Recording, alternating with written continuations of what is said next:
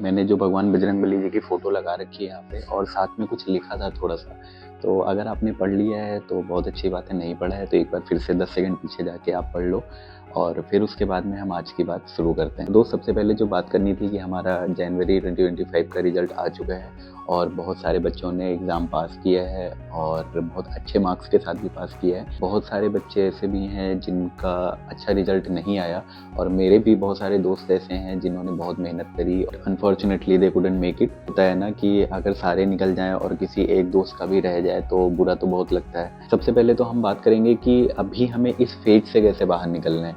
जैसे किसी का अगर ये फर्स्ट अटेम्प्ट रहा हो तो वो तो खुद को समझा लेगा कि this was my first attempt and I didn't have much time to prepare for it. But जिनका ये सेकंड या थर्ड अटेम्प्ट था या किसी का फोर्थ भी रहा होगा, उनके लिए खुद को समझाना एक बहुत मुश्किल टास्क हो जाता है कि मैंने ऐसी क्या गलती करी, मैंने तो इतना टाइम पढ़ाई भी किया, मैंने इतनी मेहनत भी करी, मैंने हर चीज़ से कट ऑफ भी किया, बट मुझे मेरे मन का रिजल्ट नहीं मिला। और सबसे ख़राब बात पता है क्या होती है? जब आप 140 प्लस स्कोर करते हो बट 150 नहीं मिलता है ना? बीट एनी एग्ज़ाम, कोई सा भी एग्ज़ाम हो, आप कोई सा भी एग्ज़ाम दे रहे हो जिसमें आप मतलब पासिंग मार्क्स के एकदम पास में पहुंच जाते हो, बट 2-4 मार्क्स की वजह से अगर कोई प्रॉब्लम हो जाती है तो वो मतलब डाइजेस्ट करना बहुत मुश्किल होता है। तो मेरे जो भाई पास कर चुके हैं एग्ज़ाम, उनको मेरी तरफ से बहुत बहुत बधाई और आप इसके हकदार हैं, आपने मेहनत करी है। तो अभी आप अच्छे से सेलिब्रेट करिए, फैमिली को टाइम दीजिए, आपका पासिंग सर्टिफिकेट मिलेगा, फिर उसकी इंटर्नशिप शुरू हो जाएगी और फिर आप नीट पीजी की प्रिपरेशन स्टार्ट कर सकते हैं। कि जो पास हुआ है उसके पास बहुत सारे लोग हैं, ठीक है, उसके पास खुशी मनाने के लिए बहुत सारे लोग हैं। अगर कोई नहीं भी है तो भी कोई ऐसी कोई चीज़ नहीं है कि उसको किसी की ज़रूरत है। जो पास हुआ है वो रिलैक्स्ड है, वो अपने फ़ोन में पिक्चर देख सकता है, वो अपने फ़ोन में रील्स देख सकता है, वो सो सकता है, वो घूम सकता है, वो खुशियाँ मना सकता है। जिसका नहीं होता है उसके साथ उसके लिए बोलने वाले बहुत कम होते हैं। तो मेरा पर्सनली ऐसा है, ग्रुप में 10 लोग पास हुए हैं और कोई 2 लोग फेल हुए हैं, तो मेरा पूरा फोकस उन 2 लोग पे रहता है कि उनके जीवन में अभी क्या चल रही होगी। किसी का अपना-अपना एक इंटरेस्ट होता है, मेरा थोड़ा साइकोलॉजी की तरफ इंटरेस्ट ज़्यादा रहता है। तो I try to read their minds कि अभी उनके दिमाग में क्या चल रहा होगा, वो खुद को कैसे समझा रहे होंगे, क्योंकि अगर आप अंदर रखते हैं तो उससे आपको ही परेशानी होती है ना? तो अगर आप किसी के सामने कंफर्टेबल हो तो आप खुल के अपने इमोशंस ज़ाहिर करो, शेयर करो और निकल जाने दो। जो भी आपके अंदर भड़ास है, गुस्सा है, सब कुछ है, सब निकल जाने दो।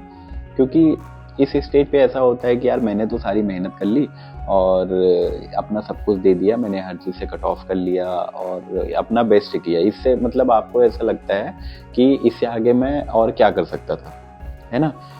और एक जो बहुत कॉमन क्वेश्चन है जो मतलब हर कोई पूछता है, जैसे मेरे नोन में और मेरे इंस्टाग्राम पेज पे बहुत सारे लोग ऐसे थे, अगर आप में से कोई ये वीडियो देख रहा है तो आप में से भी बहुतों ने ये पूछा कि व्हाई मी ओनली, है ना? मेरे साथ ही क्यों होता है ऐसा? तो उसके लिए मेरे पास तो कोई जवाब है नहीं और मुझे नहीं लगता कि कोई दे भी पाएगा ये जवाब। किसी एग्ज़ाम में अगर 20,000, 30,000, 50,000 लोग बैठते हैं, उसमें जो पासिंग परसेंटेज है ना, जो पासिंग परसेंटेज है वो 25% है, 30% भी है, फिर भी 70% तो फेल हुए हैं ना। हर एग्ज़ाम में यही होता है कि कुछ परसेंट पास होते हैं, बाकी तो फेल ही होते हैं, क्योंकि सीट्स कितनी होंगी? पास होने पे सेम सवाल नहीं करते, है ना, कि व्हाई मी? पास होने पे भी यही सवाल करते हैं, तो फेल होने पे करना बनता है, ठीक है? तो ये सवाल करने से अच्छा है कि आप खुद से ये सवाल करें कि how I would come over this? क्यों हुआ और कैसे हुआ और मेरे साथ ही क्यों हुआ?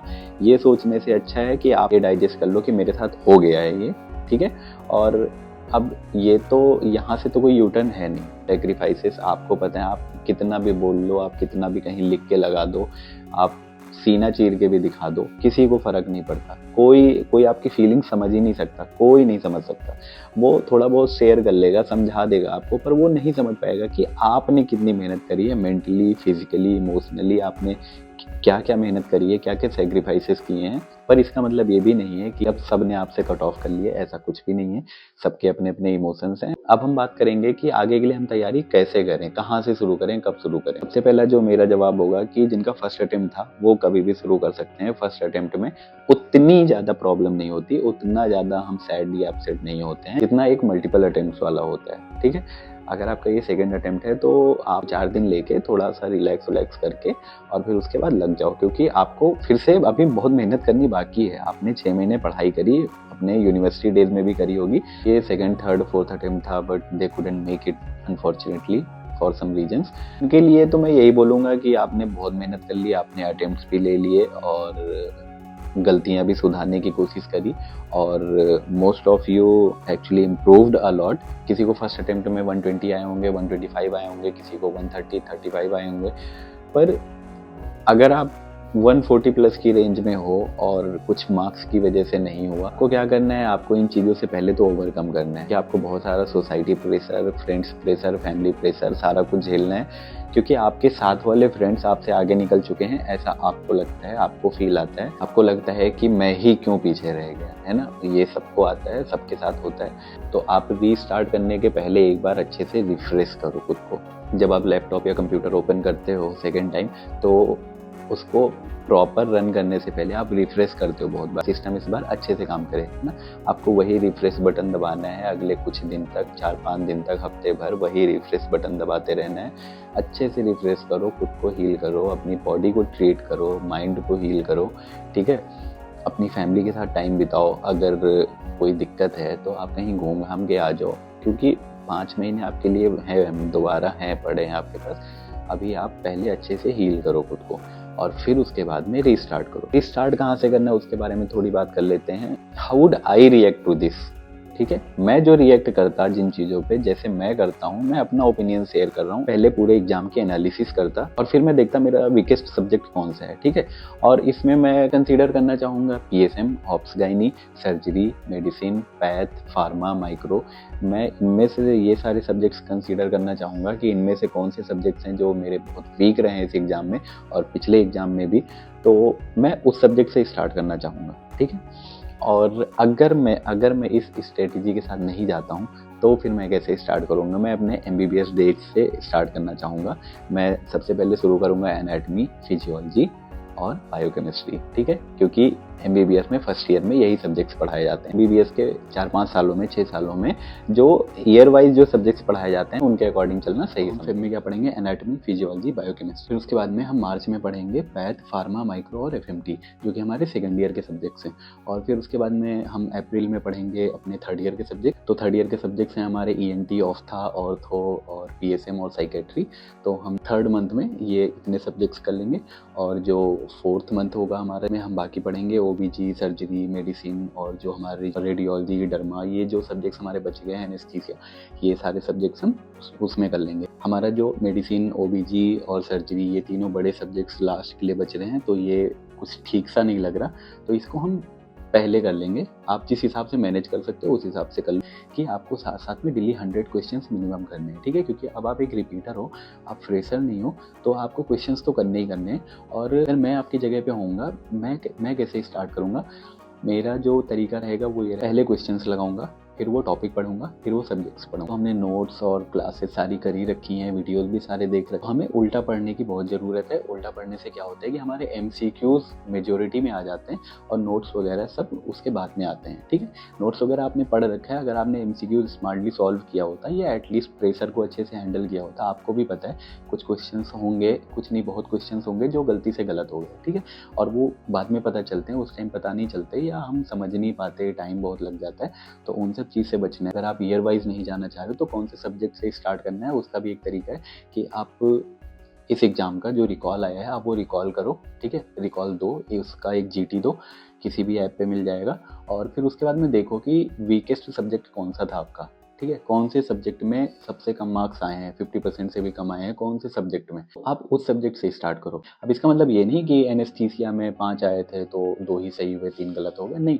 OBG, सर्जरी, PSM, मेडिसिन, यही 4-5 जो हैं जो बहुत ज़रूरी होते हैं, इनमें से कोई सब्जेक्ट जिसमें सबसे कम आए हो आप उससे भी स्टार्ट कर सकते हो। आपको कोई मोटिवेशन की ज़रूरत है नहीं, ठीक है, डिसिप्लिन में रहना आपको आता है, मोटिवेशन तो इस टाइम पे क्यों ही आएगा। डिसअपॉइंटमेंट रहती है कि इतनी मेहनत करने के बाद भी मेरे साथ ये दिक्कत हो गई। और बहुत लोग का ये क्वेश्चन भी रहता है कि जैसे आपने पहले में कोचिंग ली हुई है, पर उसके बाद में अभी आप सेकेंड टाइम में समझ नहीं पा रहे हो, मैं फिर से कोचिंग क्लासेस करूं या मैं फिर से पूरे वीडियोस देखूं या फिर सिर्फ रैपिड रिवीजन करूं या सिर्फ लाइब्रेरी ज्वाइन कर लूं या घर पे पढ़ाई करूं।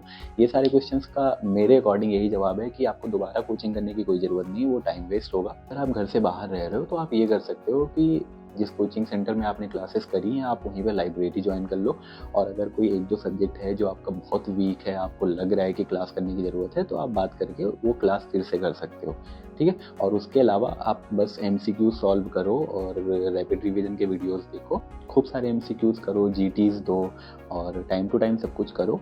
मिनिमम 100 MCQs का तो टारगेट रहना ही चाहिए। थ्रू आउट 5 मंथ्स आपको 10,000 क्वेश्चंस करने ही करने हैं। मैं एक चीज़ और ऐड ऑन करना चाहूँगा, अगर लास्ट टाइम आपने ये चीज़ नहीं किया है तो इस बार कर सकते हो, जो कि मैं बात करने वाला हूँ 20th नोटबुक के बारे में।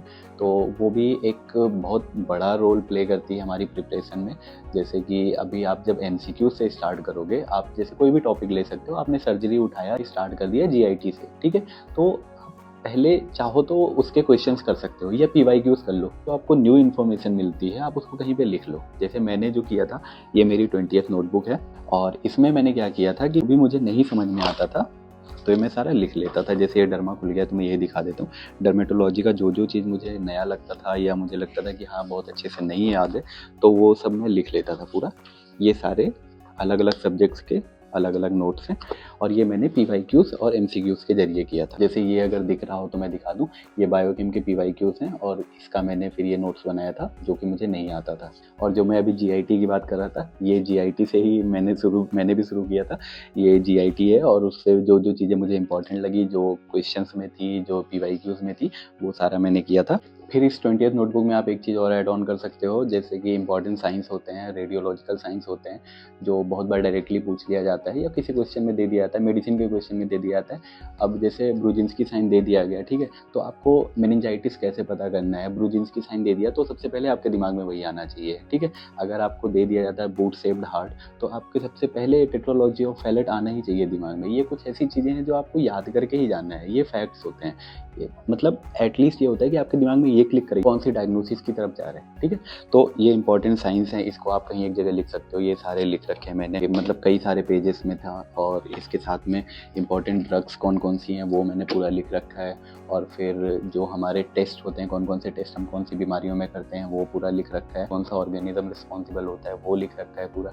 तो आप ये सारी इंपॉर्टेंट चीज़ें एक जगह लिख सकते हो। जब भी स्टार्ट करो तो शुरू में मैं तो कहता हूँ, अगर नहीं भी हो रहा है ना, 5-6 घंटे बैठो, 10 दिन बाद 2 घंटे बढ़ा दो, 20 दिन बाद 2 घंटे और बढ़ा दो, 5-6 घंटे से शुरू करो, 7-8 करो, 10 करो, फिर लास्ट के 2 मंथ में 12 घंटे पढ़ना, कोई दिक्कत नहीं। गलतियाँ भी पहचानो जो आपने पिछले GTs दिए थे ना, और जो पिछला एग्जाम दिया है उसमें भी देखो कि कौन सा क्वेश्चन ऐसा था जो आपसे हो सकता था पर वहाँ पे नहीं हो पाया। क्योंकि हम यहाँ से PYQs करके जाते हैं ना, नोट्स पढ़ के जाते हैं, हमें लगता है ऐसे स्ट्रेट फॉरवर्ड पूछ लेगा, पर ऐसा नहीं होता। और वहाँ की लैंग्वेज, एग्जाम की लैंग्वेज तो बहुत ही अलग होती है। जब हम एग्जाम देके आते हैं, घर पहुँचते हैं और रिकॉल्स में देखते हैं तो हमें लगता है अरे यार ये तो बहुत ईजी था, है ना। पर एग्जाम में ऐसा नहीं होता है, वहाँ पे वो लैंग्वेज ही दूसरी होती है, वो उनकी इंग्लिश खतरनाक होती है। और इसमें तो जीवन भर पढ़ना है ना यार, जितना आप इधर पढ़ लोगे नीट PG में उतनी आसानी रहेगी। आप जो रैपिड रिवीजन वीडियोस देखते हो, जो प्रिपलैडर पे LRR देखते हो, वो LRR क्या FMG के हैं? नहीं ना, वो तो नीट PG वाले हैं ना। आप देखते हो ना, पूरा सॉल्व करते हो कि नहीं करते हो। FMG एग्जाम देने के लिए आप नीट PG के, INI-CT के, एम्स के सारे क्वेश्चन सॉल्व करके जाते हो ना। हमने भी किए थे, हम अभी भी करते हैं। आज टाइम लग रहा है, आगे किसी एग्जाम में आपको थोड़ा कम टाइम लगेगा। पढ़ाई कभी वेस्ट तो जाती नहीं है। बुढ़े हो जाओगे, अपनी क्लिनिक में कहीं हॉस्पिटल में बैठे होगे, तब भी पढ़ रहे होगे। नए नए अपडेट्स क्या हैं, गवर्नमेंट रोज नई स्कीम्स निकालती है, नई ड्रग्स लॉन्च होती हैं और कॉन्ट्रा इंडिकेशंस नए नए आ जाते हैं, प्रिस्क्रिप्शंस बदल जाते हैं। तो इन सब के लिए आपको पढ़ते तो रहना ही है, तो अभी थोड़ा ज़्यादा पढ़ना पड़ रहा है। और सोसाइटी का तो क्या ही है, सोसाइटी आपको हमेशा बोलेगी, कभी भी खुश नहीं रख पाओगे, तो उसका सोचना क्यों है। स्टार्ट करने की कोई जल्दी नहीं है, आराम से करो। जब स्टार्ट करो फिर बीच में गैप मत लेना लंबा, ठीक है। अभी लेना है ले लो, जनवरी निकाल दो, अब आराम से थोड़ा रेस्ट करो, चिल करो, और फिर उसके बाद में फेब से स्टार्ट करो, और फिर उसके बाद में लग जाओ।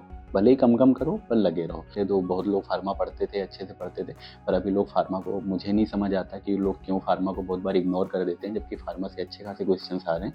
तो फार्मा करनी बहुत ज़रूरी है। आई होप कि इस बार आपका रिजल्ट काफ़ी अच्छा आएगा और आपने जितनी उम्मीद लगाई होगी उससे भी अच्छा आएगा, ठीक है। आपको बस अपना बेस्ट शॉट देना है और अच्छे से कॉन्फिडेंस के साथ में करना है।